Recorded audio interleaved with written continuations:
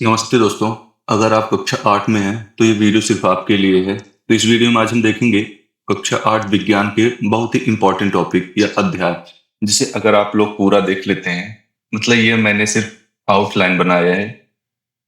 तो अगर इसके बाद मैं इनके पूरे विस्तार से इनको समझाऊंगा, जैसे फसल उत्पादन प्रबंधन में कृषि, मतलब ये आउटलाइन हो गया। जैसे रूपरेखा बोलते हैं हिंदी में, आप लोग लिखते हैं कोई निबंध लिखने से पहले, तो वही है। तो इस वीडियो में हम देखेंगे कितने आपको टॉपिक पढ़ने होंगे कक्षा 8 विज्ञान के लिए, और फिर इसके बाद हम ये जो टॉपिक है इसमें इनको पूरा विस्तार से देखेंगे। तो वीडियो को लास्ट तक देखिएगा और अपने दोस्तों को भी शेयर करिएगा। तो चलिए शुरू करते हैं। पहला है हमारा, पहले इसमें रसायन विज्ञान पहला है, मतलब पार्ट एक में हमारा फसल उत्पादन एवं प्रबंधन या प्रबंध। इसमें हमें देखना है कृषि कार्य, खरीफ और रबी की फसलें, सिंचाई के तरीके, कितने प्रकार के तरीके होते हैं, ये सब हम डिटेल में देखेंगे आगे इसकी नेक्स्ट वीडियो में। आज हम सिर्फ प्रस्तावना, मतलब आउटलाइन देख रहे हैं, रूपरेखा। फिर है खाद और उर्वरक में अंतर, और कीटनाशक, शाकनाशी, फसल चक्र। फिर पशुपालन एवं मत्स्य पालन। पाठ में आपका इतना ही है, इनको हम डिटेल में समझेंगे तो इसके और भी टॉपिक निकलेंगे। फिर है हमारा पार्ट 2 में सूक्ष्म जीव, मित्र एवं शत्रु।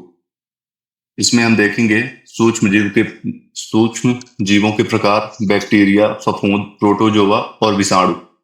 फिर है दूसरा टॉपिक लाभदायक सूक्ष्म जीव, दही, खमीर, नाइट्रोजन, स्थिरीकरण। इनमें कौन कौन से सूक्ष्म जीव पाए जाते हैं ये भी देखेंगे।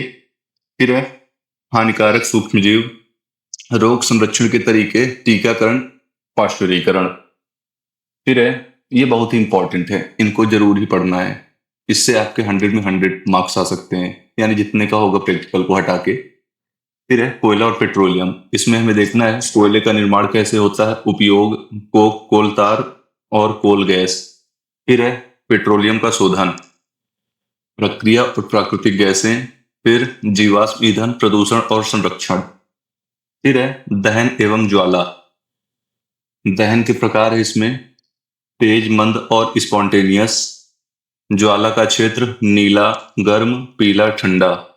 फिर है ईंधन की दक्षता, आदर्श ईंधन। फिर है विस्फोटक दहन, अग्निशामक यंत्र। फिर है पाठ 5 संश्लेषित रेशे और प्लास्टिक। प्राकृतिक वर्षे संश्लेषित रेशे, नायलॉन, रेयॉन, पॉलिस्टर या पॉलिएस्टर। फिर है प्लास्टिक के प्रकार, थर्मोप्लास्टिक, थर्मोसेटिंग। फिर प्लास्टिक के गुण और उपयोग, पर्यावरण पर क्या प्रभाव पड़ता है प्लास्टिक के, यानी प्रोस और कॉन्स।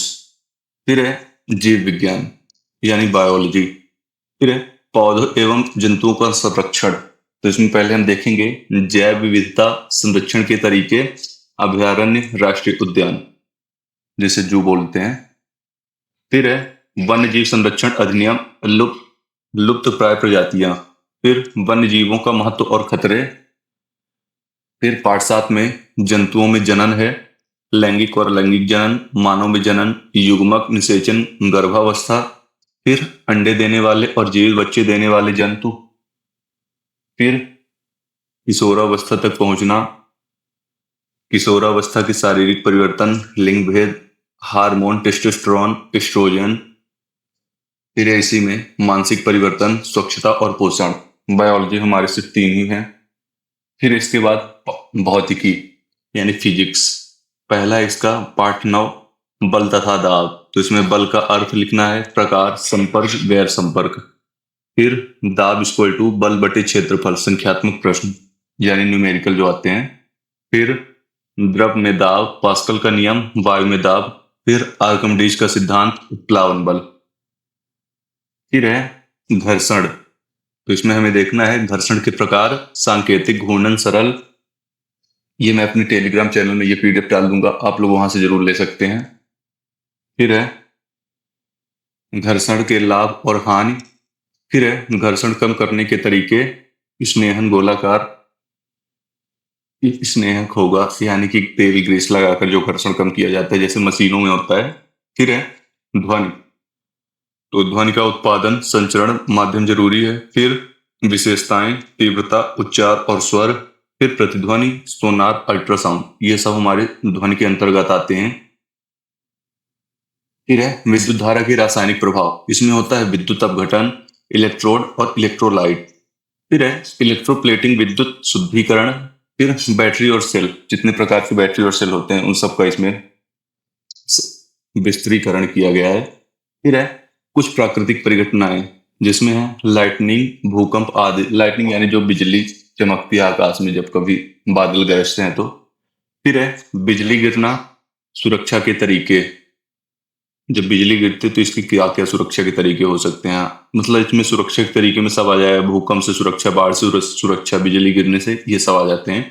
फिर है भूकंप, तो इसमें कारण, माप और किसी यंत्र से मापा जाता है। फिर है भूकंप प्रतिरोध भवन, प्रतिरोधी भवन कैसे बनाए जाते हैं। ये थे हमारे मोस्ट इंपॉर्टेंट टॉपिक। ऐसी और वीडियो को देखने के लिए हमारे चैनल को लाइक और सब्सक्राइब करें और हमारे टेलीग्राम चैनल को भी जरूर ज्वाइन करें। Thanks for watching.